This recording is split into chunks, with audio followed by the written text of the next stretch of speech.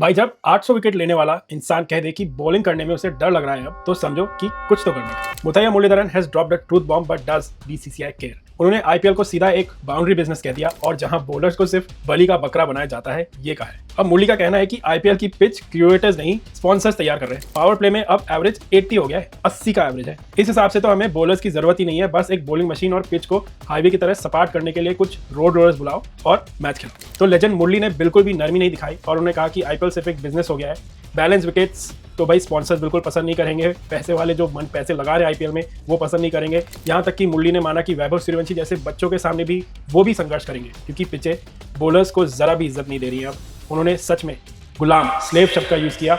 अगर कोई चेतावनी है तो यही है। आपको क्या लगता है? तो भाई अगले साल बीसीसीआई को ये करना चाहिए, टाइम बचाओ और बॉलर्स को पूरी तरह हटा दो।